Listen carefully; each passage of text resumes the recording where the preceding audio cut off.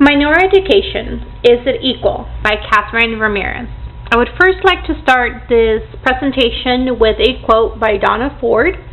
Education, then and beyond all other devices of human origin, is the great equalizer of the conditions of men, the balance wheel of the social machinery. I believe this to be absolutely true. I believe that without education, it is not a playing field for anything. We all need education to be able to achieve more in our lives. And without this, as Donna Ford says, there's no balance. I'm going to break up my presentation into 3 parts. The first one is my internship. I conducted my internship at a charter school. I first learned about this charter school through the president and vice president of the organization coming over to my work. I do property management, and I manage 5 properties in Escondido. They let me know that they were going to be opening up a new school in Escondido, and they were searching for kids. This particular charter school is predominantly geared towards Hispanic children. I say this because it's a dual language elementary school, dual language being English and Spanish, and it's a full submerged school day. Part of the day is pure English, part of the day is pure Spanish. The kids are completely submerged in English and Spanish, and they are so that they can become bilingual and biliteral. The pseudonym that I'm going to be using for this school is Preparatory Charter School. They currently have grades pre-K to 4th grade. This will be a school that will be all the way up to 8th grade. However, right now, since it's the first year, they're only doing 6th grades, which is pre-K all the way to 4th grade. I did several things in this school. I participated in the classroom, participated in after-school program, participated in counseling, and in board meetings. First, in the classrooms, I was able to shadow 6 classrooms in grades pre-K to 4th. I served as a teacher's aide to a 2nd and a 4th grade classroom while the students were doing their day-to-day activities, and this was absolutely fun for me. The kids were doing everything from spelling to reading. They did some science projects, and I was able to get the teachers' lessons ahead of schedule so that I knew what was going on, and I was able to be on the same page with the teachers and just assist in whatever way that I could to the kids. This was really fun for me. I learned a lot. I learned things that I didn't even know. I don't remember from high school or from elementary school or from middle school, but this was very fun activities that were done for the kids and where they could learn about everything. I also observed interaction between the teachers and the students. This was kind of unique for me. I had never seen that before. I don't have any children, so I have never attended a school other than when I have been in school. The teachers were very intuitive with what the kids needed, and they did everything for them that they could. I really enjoyed seeing the one-on-one teachings that they did. I also observed the use of personal laptops with each child who was working on essays or math problems. I thought that this was really nice that the kids so young as 2nd graders had their personal laptops. These laptops belong to them only while they're in school. And the hopes of this is that they also will be able to take these home later on. However, right now they're only able to use them in school, but each one has their own laptop. Unlike when I was in school, there was 3 computers for the whole classroom. These kids each have their own laptop, and they're able to do their essays on there and learn about the math, about the programs that they have, Microsoft Word, that can assist them in, to create great essays. They also did math problems. They have games that taught them these math programs, which was really cool.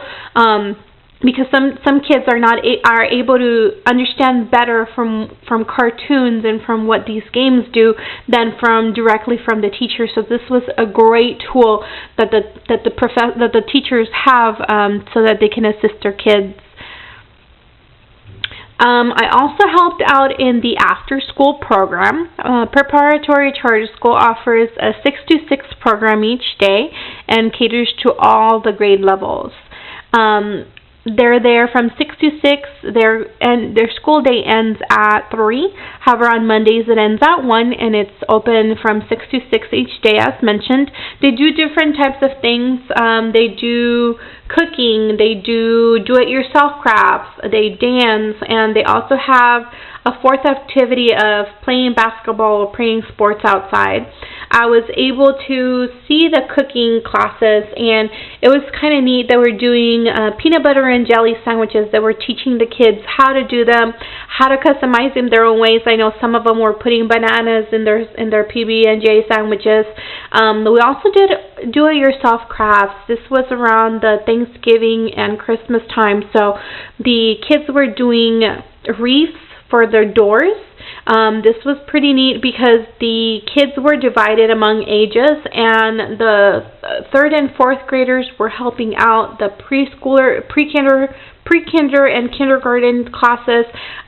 Students that were just teaching each other, and this helped out the teachers a lot because there weren't that many teachers, but the older kids were able to help out the younger kids, and they were able to learn how to teach themselves. And these great activities that they were doing, that they were able to take them home and hang them up on their front doors. So this was really nice. The dance, they were doing dances for the holiday assembly that they were going to have in a couple of weeks.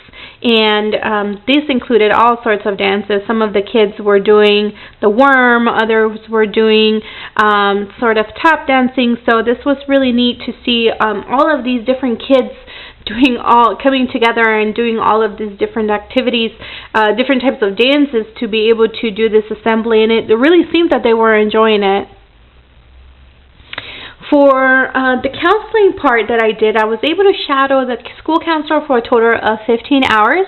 This was the majority of my internship, was shadowing the school counselor, because I'm a psychology student and I am trying to decipher if for my bachelor's degree, for my master's degree, I want to do school counseling, or if I want to do family therapy and counseling.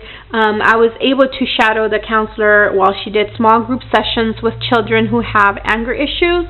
Through the games that she played with them, she was able to teach them what was wrong and what was right, and when they were getting upset. There was a puppet game that they played. It was they created their own turtle puppets, and this puppet got angry really fast, and the teacher was able to teach them how to do breathing exercises and how to tell that they were getting angry and how to calm down from that, and what was the right way to calm down through their breathing exercises, and learn and understand why it was not right for them to be doing those things. I also viewed the counselor as she intervened when a fight took place with two of the boys during the lunch. She counseled them and was able to make them understand that what they did was not right, and what they should have done instead of fighting when they don't agree, or when someone does something that they don't like. The kids were young. They were about 7 or 8 years old, and she was able to work with them until they completely understood, yes, it wasn't right for me to hit him, and it wasn't right for me to get upset, and this is what I need to do next time. And they really did understand, and it seems that they got a lot out of it. I also viewed large classrooms when she was doing the group sessions with them. I did that twice with her, and each time that I viewed her, she was doing different types of feelings, how to tell the right thing to do, and how to when you're feeling a certain way. And the large rooms are a little bit harder, I believe, but she was able to get through them just with ease, and the kids were really intrigued, and they really wanted to learn what she was telling them, and they were very involved with her. So this was something that was really neat to see, that the kids are, I don't know of any other school that teaches their kids about their feelings in a group like that. I know that when you go to the counselor, yeah, they counsel you and they tell you should do this, you should not do this, but she's doing it to the whole school, and in the year, in the months and in the weeks, she's going through every single class and teaching them new things every time that she goes to them. So that was really neat thing to see. Lastly, what I did at the charter school was a board meeting. At the board meeting, every group of the school was represented, the actual board, but not only the actual board, but the teachers and some of the parents as well. Topics discussed dealt with children's best interest at stake. The board made decisions as to which way it is best to spend the money for the school in ways that it would benefit each child. And in this particular meeting, it was discussed if there was enough assistance in the classrooms for the after-school program.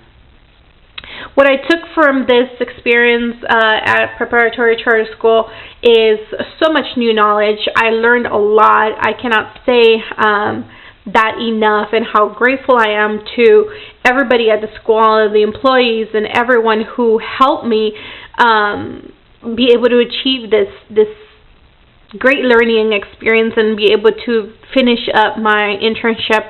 I am really grateful to each one of them, and I'm indebted because I don't know where else I could have gotten the experience that I got from preparatory charter school. Part 2 is the literature review. It's on minority education, as I've said before. Main thing with my literature review is to explain if there really is or isn't equality in education. And as we've seen in my literature review, there isn't enough equality. There is a great imbalance. Some of the statistics, we saw that 42.4% of America's current population are minorities.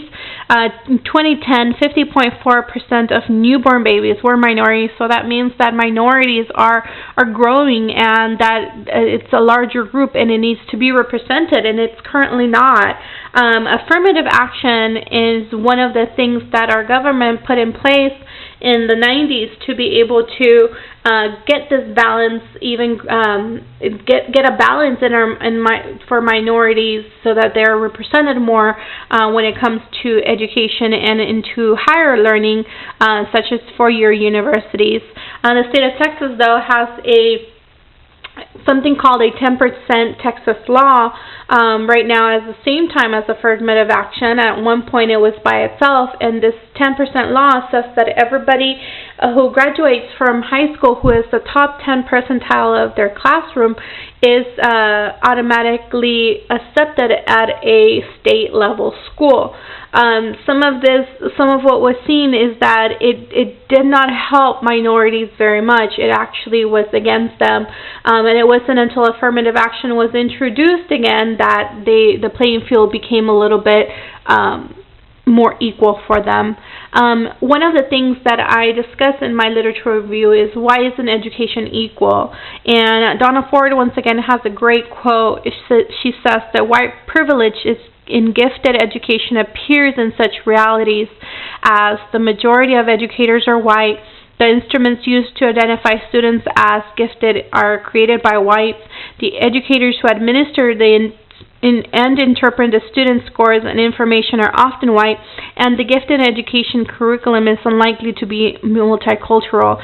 Why is all of this so important? Is because to be able to have equality in education, there needs to be diversity in who is running the education, and as we can see, this is not something that is currently happening.